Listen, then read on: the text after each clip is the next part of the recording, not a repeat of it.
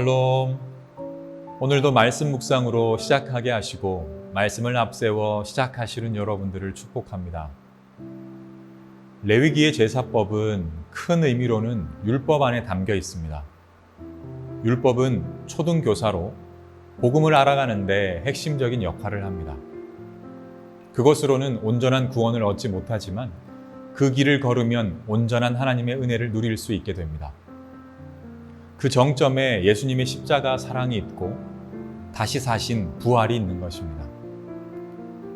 모세가 가나안 땅을 목전에 두고 여호수아에게 전권을 넘겨준 것이 이에 해당됩니다. 율법의 대표로 모세를 쓰셨고 이제 복음의 대표인 여호수아에게 바통을 넘겨주는 것입니다. 그런 의미에서 오늘 말씀 묵상도 진리로 나아가는 과정이라 여기면서 감사함으로 받고 은혜를 구하며 묵상하면 좋겠습니다. 성경 어느 곳을 펼쳐도 하나님의 배려가 담겨 있고 어느 곳을 읽어도 그분의 사랑이 담겨 있습니다. 오늘은 어떤 말씀으로 묵상케 하실까요? 기대하는 마음으로 함께하면 좋겠습니다. 그러면 다 함께 말씀을 보도록 하겠습니다. 만일 여호와께 예물로 드리는 화목제의 제물이 양이면 수컷이나 암컷이나 흠 없는 것으로 드릴지며 만일 그의 예물로 드리는 것이 어린 양이면 그것을 여호와 앞으로 끌어다가 그 예물의 머리에 안수하고 회막 앞에서 잡을 것이요 아론의 자손은 그 피를 제단 사방에 뿌릴 것이며 그는 그 화목제의 제물 중에서 여호와께 화제를 드릴지니 그 기름 곧 미골에서 밴 기름진 꼬리와 내장에 덮인 기름과 내장에 붙은 모든 기름과 두 콩팥과 그 위의 기름 곧 허리 쪽에 있는 것과 간에 덮인 꺼풀을 콩팥과 함께 떼어낼 것이요 제사장은 그것을 제단 위에서 불사를 지니 이는 화제로 여호와께 드리는 음식이니라. 만일 그의 예물이 염소면 그것을 여호와 앞으로 끌어다가 그것의 머리에 안수하고 회막 앞에서 잡을 것이요 아론의 자손은 그 피를 제단 사방에 뿌릴 것이며 그는 그 중에서 예물을 가져다가 여호와께 화제를 드릴지니 곧 내장에 덮인 기름과 내장에 붙은 모든 기름과 두 콩팥과 그 위의 기름 곧 허리 쪽에 있는 것과 간에 덮인 꺼풀을 콩팥과 함께 떼어낼 것이요 제사장은 그것을 제단 위에서 불사를 지니 이는 화제로 드리는 음식이요 향기로운 냄새라. 모든 기름은 여호와의 것이니라. 너희는 기름과 피를 먹지 말라. 이는 너희의 모든 처소에서 너희 대대로 지킬 영원한 규례니라. 오늘 말씀도 어제와 같은 제사인 화목제를 설명하고 있습니다. 화목제는 하나님과 화목할 수 있는 길을 열어주는 제사입니다. 그렇게 하기 위해서는 연합이 중요합니다. 구별되고 순결한 제사장과 그 제물, 그리고 그 제물을 가지고 오는 거룩한 백성의 연합이 중요합니다. 이 세 가지는 한 부분도 어긋나면 안 됩니다.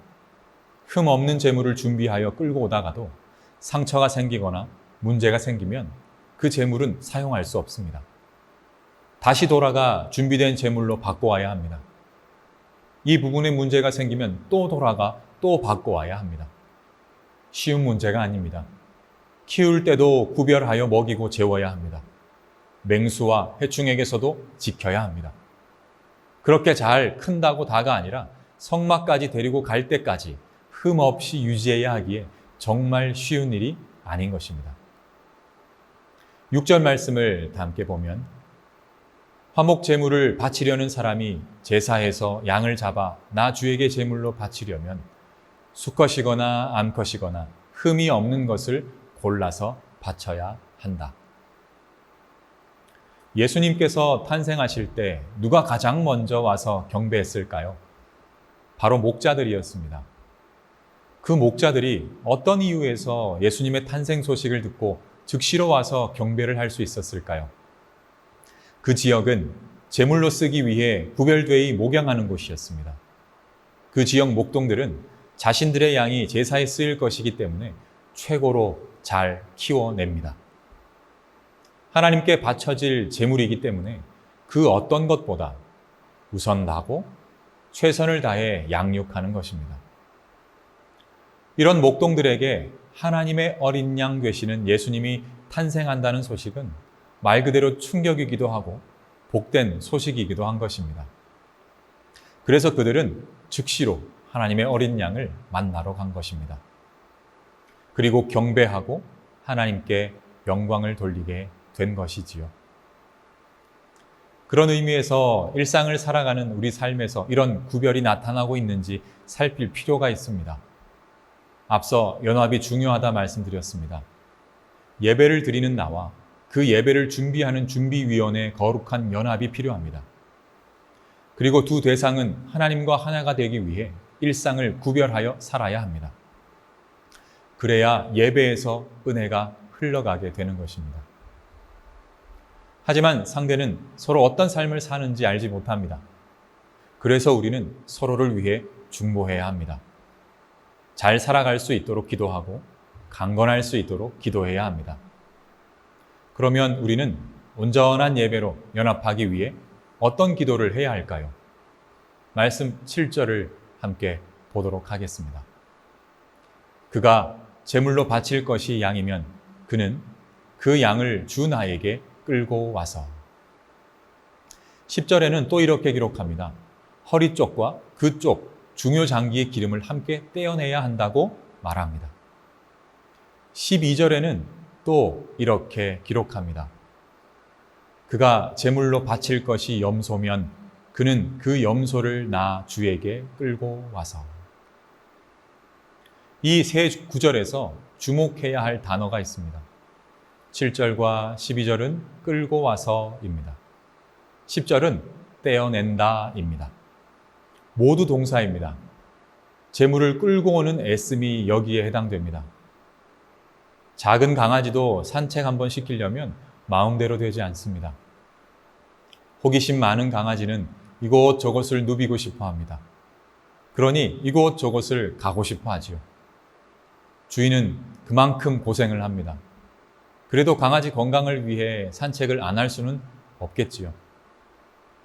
하물며 염소나 양 등 다양한 이 가축들이 끌고 간다고 해서 순순히 끌려갈까요? 그렇지 않습니다. 결코 쉽지 않은 일입니다. 염석과의 동물들은 기본적으로 상대를 향해 돌진하고 들이박는 성향이 있습니다.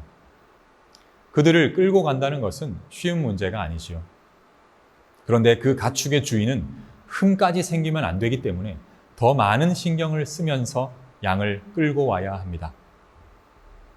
이 부분과 나를 연결할 수 있어야 합니다. 한 주를 살아가는 동안 염소의 본성이 끊임없이 드러날 것입니다. 끌려가기 싫어하는 나의 모습이 이곳저곳에서 발동할 것입니다. 그때 끌어다가 하나님 앞에 둬야 합니다. 누구를요? 나 자신을요.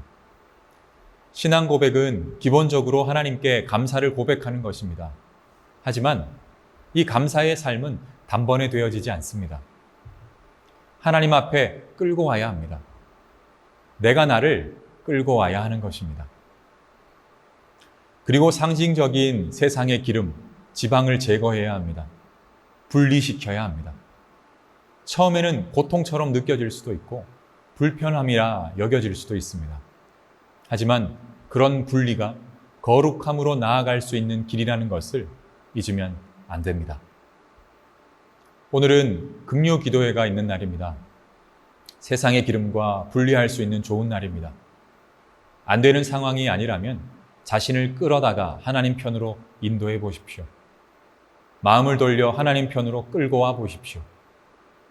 그리고 말씀으로 세상과 분리하고 온전한 예물로 하나님 앞에 드려 보십시오. 어느새 하나님과 순결한 만남을 이루어 귀한 화목을 이루는 시간을 가지게 될 것입니다. 성경적 화목은 마음으로 하는 것이 아니라 몸이 먼저 가는 것으로 시작합니다. 방에서 거실로, 집에서 성전으로 옮길 때부터입니다. 온전한 화목을 이루는 하루가 되시기를 바랍니다. 그 처음이 예배로 나오셔서 말씀으로 세상과 분리시키고 하나님과 하나됨으로 은혜를 이루시기를 바랍니다. 몸을 움직여 나오셨다면 말씀을 가득 채우십시오. 몸을 움직이셨다면 온 마음으로 하나님께 나아가시기를 진심으로 축복합니다. 다 함께 기도하겠습니다. 사랑의 아버지 하나님, 오늘 하루를 그렇게 구별되이 살아가게 하여 주시옵소서. 나도 구별되고 내가 살아내는 시간도 구별되고 내가 만나는 그분들도 구별되이 하나님께 인도할 수 있는 그런 마음이 가득 담긴 하루가 되게 하여 주시옵소서. 때로는 힘이 들고 때로는 녹록치 않아도 재물을 끌어다가 하나님께로 끌고 갔던 그 백성들처럼 나를 거룩한 산 제물로 하나님께 드리고 싶다면 끌어다가 하나님께로 인도하게 하여 주시옵소서. 어느덧 그것이 하나님과 거룩하고 순결한 연합이 되어 너무나도 귀한 예배로 연결될 수 있도록 도와 주시옵소서. 오늘 하루도 함께 해주실 하나님을 찬양합니다. 주님 사랑합니다. 모든 말씀 예수님 이름으로 기도합니다. 아멘.